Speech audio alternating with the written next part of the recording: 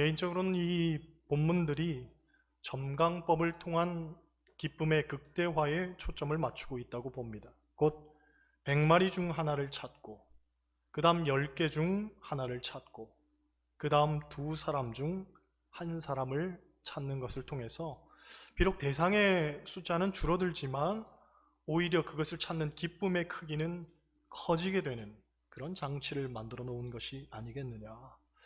그리고 결국에는 이 찾는 것이 최종적으로는 사람에게 맞추어지게 되면서 한 영혼을 찾는 기쁨은 세상 그 무엇과도 비교할 수 없음을 우리에게 가르쳐 주고 있다고 생각을 합니다. 사실 성경학자들은 양과 드라크마의 이야기도 표면적으로는 사물에 관한 이야기지만 실상은 사람에 관한 이야기라고 말하면서 이 세 비유의 차이점에 대해서 이런 이야기를 합니다. 잃은 양은 울타리를 벗어난 양을 찾아오는 내용인데, 교회 밖 세상 속에서 믿지 않는 이들을 찾아오는 이야기고, 잃은 드라크마는 집 안에서 벌어진 사건인데 곧 이미 예수 그리스도를 믿고는 있지만 상처로 인해서 또는 반목과 갈등으로 인해서 혹은 자기 의와 교만 때문에 하나님으로부터 멀어지고 소외된 이들에 관한 이야기라는 거예요. 또 잃은 아들의 비유는 아버지 곁에 있지만 여전히 세속적 욕망과 욕심으로 가득해서 세상으로 나아가고 싶어하는 바로 우리들의 모습에 관한 이야기라는 거죠. 중요한 것은 이 세 가지 모두 그 공통점이 잃었다는 겁니다. 잃어버렸다. 여러분, 성경이 말하는 잃었다는 것은 구원받지 못한 죄인을 가리킵니다. 그래서 원래 이 세 가지 비유를 말씀하신 이유에 대해 누가복음 15장 1절, 2절은 이렇게 말합니다. 모든 세리와 죄인들이 말씀을 들으러 가까이 나아오니 바리새인들과 서기관들이 수군거려 이르되 이 사람이 죄인을 영접하고 음식을 같이 먹는다 하더라. 즉 바리새인들은 예수님께서 세리와 죄인들과 가까이 하는 것을 못마땅해 했던 거죠. 그런 바리새인들에게 예수님께서는 잃은 것에 대한 비유를 말씀하시면서 그 내용의 핵심을 한마디로 말하자면 찾았다는 거죠. 찾았다. 여러분, 이게 중요합니다. 잃은 게 중요한 게 아닙니다. 어떻게 잃었는지, 왜 잃어버렸는지, 아니 탕자 같은 경우는 스스로 뛰쳐나가 잃어진 자가 되었지만 그건 예수님 관심이 아니었어요. 예수님의 관심은 찾았다는 거죠. 그리고 찾아냈다는 거예요. 당시 시대적 상황 속에서 바리새인들이 규정한 세리와 죄인은 엄밀히 말해서 상종하지 말아야 할 대상들이었습니다. 그러니 그들과 함께 어울리고 음식을 같이 먹는 행동은 도무지 이해가 안 되는 일이었죠. 하지만 예수님은 이 사람들도 하나님의 사랑을 받아야 할 사람들이고 하나님이 찾으시는 사람들이라는 것, 그걸 가르쳐 주길 원하셨던 거예요. 그래서 잃은 것을 찾는 비유를 통해서 하나님의 마음이 어떠한가, 하나님의 마음이 어떠한가, 이것을 말씀하신 거죠. 사실 오늘 본문은 탕자의 비유로 널리 알려져 있는 말씀입니다. 그런데 저는 설교 제목을 탕자의 비유라고 하지 않고 잃은 아들을 되찾은 아버지의 비유, 아버지의 비유.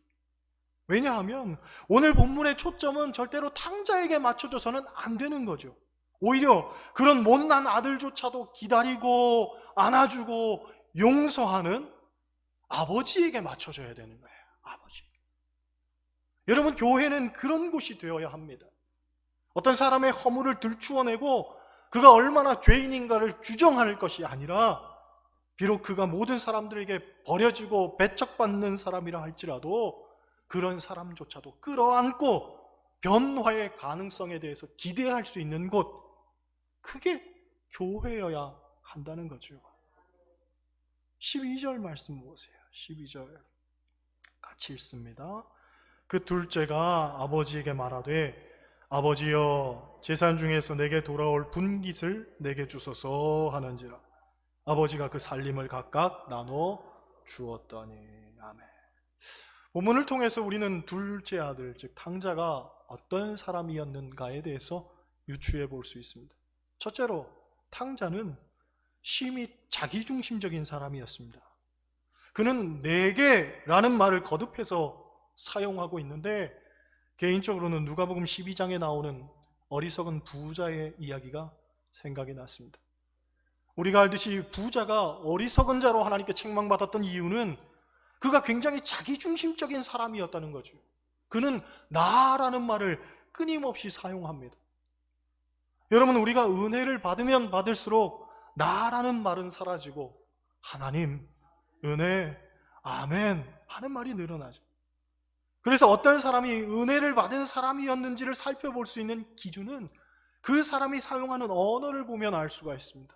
얼마나 그 입에서 하나님과 하나님의 은혜를 고백하느냐를 보면 그 사람이 정말 은혜 받은 사람인지 참된 그리스도인인지 아닌지 우리가 알 수 있는 거예요. 그런 면에서 탕자의 언어는 은혜와는 전혀 거리가 먼 언어였고 지극히 자기중심적인 언어였죠. 이런 이야기가 있습니다. 어떤 아주머니가 아파트 단지 내에서 운전을 하고 가다가 길을 건너는 아이를 그만 칠 뻔했습니다. 화가 난 아주머니가 아이에게 말했죠. 넌 도대체 학교에서 뭘 배우고 다니니? 차 조심해야 될 거 아니야. 며칠 뒤에 아주머니가 아파트 단지를 걷다가 지나가는 차에 치일 뻔했습니다. 그러자 아주머니가 소리쳤죠. 운전을 어떻게 하고 다니는 거야? 사람 건너는 거 안 보여? 이 아주머니는 모든 상황을 자기중심적으로 해석한 거죠. 그래서 같은 상황 속에서도 다른 반응을 보인 겁니다. 안타까운 것은 신앙생활도 이런 방식으로 하는 이들이 있죠. 모든 상황들을 나에게서부터 해석해가는 거예요. 여러분, 그리스도인은 삶을 나에게서부터 해석하면 안 됩니다. 하나님으로부터 해석해야 됩니다. 사람의 생각은 대부분 아전인수하죠. 곧 내 편에서의 한계를 벗어나지 못합니다. 그러하기에 우리는 기도하면서 늘 하나님의 뜻을 받아들일 수 있기를 구해야 되는 거죠. 정말 하나님의 뜻이 무엇인지 그 뜻을 분별하는 것, 그것이 우리가 드릴 영적 예배 아닙니까? 오늘 김 권사님 기도하신 것처럼 로마서 12장 1절에 나오는 영적 예배, 하나님의 뜻을 분별하는 거란 말이죠. 둘째로 탕자는 지나친 소유욕에 사로잡힌 사람이었습니다. 그가 원했던 것은 내분깃이죠. 내분깃. 그러나 엄밀히 말해서 그것은 아버지의 재산이었습니다. 일반적으로 유대인들의 상속은 아버지가 돌아가시고 난 다음에 행해진다고 합니다. 그런데 탕자는 엄연히 아버지가 살아계신데도 자기 분깃을 요구한 거예요. 그가 요구한 이유는 13절 보면 결국 아버지 품을 떠나고 싶었던 거죠. 아버지에 대한 것에 만족하지 못하고 내 것을 갖고 싶었던 거예요. 여러분, 자식은 아버지의 것이 내 것이나 다름없습니다. 물론 그 경계가 좀 모호하긴 하지만 결국 아버지가 피땀을 흘린 노고는 자식에게 내려가는 것이 당연하죠. 성경은 우리가 하나님의 자녀가 되었다고 할 때의 가장 큰 특징 가운데 하나로 상속을 말합니다. 상속. 로마서 8장 17절을 보면 이런 말씀이 있습니다. 자녀이면 또한 상속자, 곧 하나님의 상속자요 그리스도와 함께한 상속자니. 또 디도서 3장 7절 보면 이런 말씀도 있습니다. 우리로 그의 은혜를 힘입어 의롭다 하심을 얻어 영생의 소망을 따라 상속자가 되게 하려 하심이라. 할렐루야. 그렇습니다. 우리는 하나님의 자녀들이요 또한 하나님의 상속자들입니다. 우리는 하나님의 것을 얻고 누릴 권리를 얻었습니다. 다만 우리의 할 일은 오직 하나님을 기쁘시게 하는 거죠. 우리가 하나님 영광 위에 살면 하나님께서는 가히 없는 축복으로 우리에게 허락하실 거예요. 그런데 그걸 기다리지 못하고 마치 탕자처럼 당장의 축복과 이익을 위해서 하나님 품을 떠나려는 이들이 있죠. 지금 내가 누리는 것이 은혜요 복인 줄 모르고 자꾸 떠나려고만 하는 거예요. 그런데 어디로 간단 말입니까? 목적도 없고 향방도 없는데 왜 지금 누리는 것들을 감사로 여기지 못하고 불평불만으로 해석한단 말입니까? 일반적으로 자식들이 커가면서 부모님 품을 떠나고 싶어 하는 욕구가 발동이 됩니다. 그래서 자취도 하고 원룸도 얻어보지요. 저도 고등학교 때부터 하숙을 했습니다. 대학교 때는 기숙사 생활을 했습니다. 그런데 그런 생활이 길어지다 보니까 내 집만큼 좋은 곳이 없다 하는 걸 알게 됐습니다. 그래서 어떻게든지 시간만 나면 집에 들어가려고 얼마나 노력했는지 모릅니다. 지금도 소위 집돌이입니다. 제 아내가 좋아하는지 싫어하는지 모르겠지만 집돌이에요. 어디 나가는 거 싫어합니다. 여러분, 하나님 품에 있는 것이 제일 좋고 안전합니다. 행복은 먼 데 있는 게 아닙니다. 행복은 다른 데 있는 게 아니에요. 바로 여기 하나님 품에 있는 줄 믿습니다. 요즘 행복이란 찬양을 우리가 자주 부르는데 가사의 내용은 이렇죠. 화려하지 않아도 정결하게 사는 삶, 가진 것이 적어도 감사하며 사는 삶, 내게 주신 작은 일 나눠주며 사는 삶, 이것이 나의 삶의 행복이라오. 이것이 행복이라오. 세상은 알 수 없는 하나님 선물, 이것이 행복이라오. 하나님의 자녀로 살아가는 것, 이것이 행복이라오. 하나님 자녀로 사는 그 자체가 행복인 거예요. 떠나서가 행복이 아니라 하나님과 함께하는 게 행복이란 말이죠. 그런 거예요. 여러분, 그리스도인은 소유의 행복이 있는 게 아닙니다. 오히려 존재의 행복이 있습니다. 다만 하나님이 나와 함께 하시면 그게 행복이에요. 여러분, 이 사실을 깨달으시길 바랍니다. 할렐루야. 13절 보세요. 13절 같이 읽습니다. 그 후 며칠이 안 되어 둘째 아들이 재물을 다 모아가지고 먼 나라에 가 거기서 허랑방탕하여 그 재산을 낭비하더니, 셋째로 탕자는 허랑방탕하여 낭비하는 사람이었습니다. 즉 절제하지 못하고 내 기분대로 내 감정대로 사는 사람이었다는 거예요. 여러분, 신앙생활은 하나님의 성품에 참여하는 일입니다. 그 일에 대해서 베드로후서 1장 5절을 이해하는 이런 말을 하죠. 그러므로 너희가 더욱 힘써 너희 믿음의 덕의 지식을, 지식의 절제를, 절제의 인내를, 인내의 경건을, 경건의 형제 우애를, 형제 우애의 사랑을 더하라. 이런 것이 없는 자는 맹인이니라. 멀리 보지 못하고 그의 옛 죄가 깨끗하게 된 것을 잊었느니라. 여러분, 믿음의 덕의 지식을, 지식의 절제를, 절제의 인내를, 인내의 경건을, 경건의 형제 우애를, 형제 우애의 사랑을 더해야 되는 거예요. 이게 그리스도인의 삶입니다. 탕자처럼 살면 안 됩니다. 하나님께서 주신 인생을 무용하게 낭비하면 안 됩니다. 무엇을 하든 어떻게 하든 모든 것 위에 사랑을 더하고 살아야 되는 거죠. 그게 예수님께서 우리에게 보여주신 모습이고 우리도 마땅히 살아야 할 인생의 지향점인 겁니다. 본문의 탕자는 재물을 소진했다고 하지만 성경학자들은 하나님이 우리에게 주신 달란트로 해석하기도 합니다. 곧 우리에게 있는 지식, 재능, 재물, 권세, 능력 등등 모든 것 다 하나님 영광 위해서 사용하라고 우리에게 주신 것인데, 그렇다면 마땅히 하나님 영광 위해서 사용해야 되잖아요. 그런데 그렇지를 못하고 하나님과 상관없는 곳에 쓰여진다면 그게 바로 허랑방탕하여 낭비하는 것이라는 거예요. 나의 만족과 나의 안위와 나의 유익만 위해서 산다면, 거기에 매몰되어 산다면, 그러면 그게 바로 허랑방탕하여 낭비하는 인생이 된다는 거예요. 여러분, 나를 위해서 어떻게 살까? 그것만 고민하지 말고 우리가 가진 것으로 어떻게 하나님을 위해 살 수 있을까? 그것을 고민해 볼 수 있기를 원합니다. 주변을 보면 믿음 좋은 사람이라고 스스로 자처하지만 가만히 보면 교회를 위해서, 또 하나님을 위해서 내가 무엇을 할 수 있을까에 대해서는 조금도 생각지 않는 이들이 있습니다. 그냥 남들이 하는 만큼만 하면 다 되는 줄 알지만 천만의 말씀입니다. 지금 그 사람의 현 주소는 허랑방탕하여 인생을 낭비하는 것과 마찬가지죠.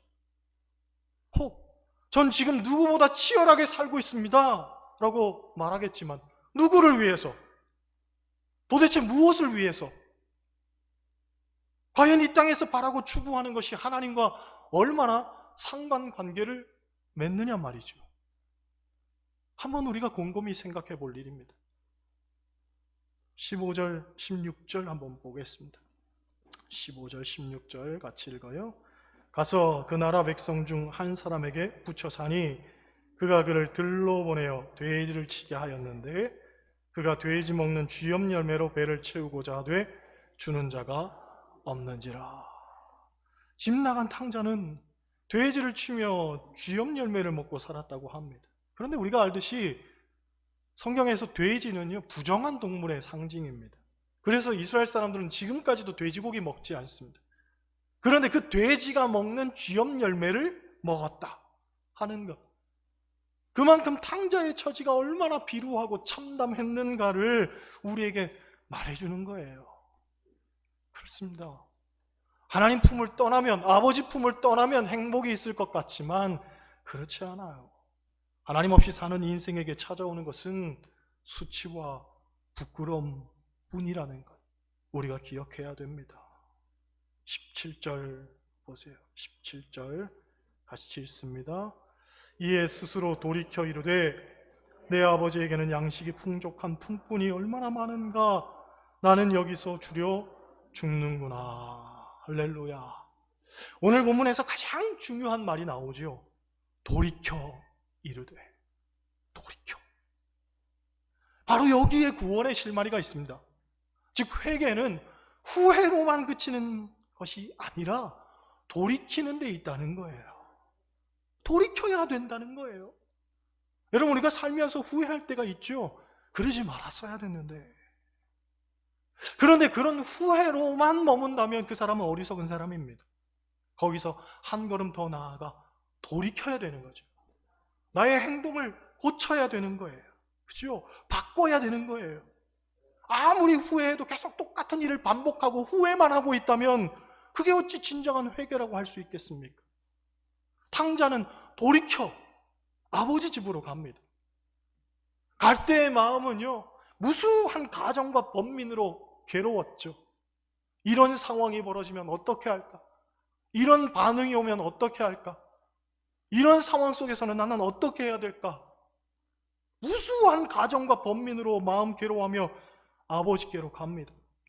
그런데 아버지에게는 만약이라는 가정도 필요 없었고 자기 나름대로의 다짐이나 생각도 전혀 필요 없었습니다. 아버지는 그냥 아들이기 때문에 와락 끌어안고 마치 아무 일도 없던 것처럼 그를 반겨주시죠.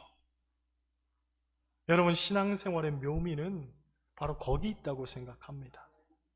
실상 우리의 삶에 많은 일들이 있었지만 하나님 앞에 오기만 하면 하나님께서는요 마치 아무런 일도 없었던 것처럼 우리를 그냥 안아주시고 우리의 삶을 그렇게 새롭게 해주시는 거예요. 전혀 아무 일도 없었던 것처럼. 그렇죠? 여러분, 세상에서는 응어리라는 것이 있고 감정의 골이라는 것이 있습니다. 때로는 한이라는 것도 있어서 도저히 풀어지지 않고 어떤 방법으로 해결이 안 되는 게 있습니다. 도무지 해결이 안 되는 게 있어요. 그런데 하나님 안에서는 그런 게 없습니다.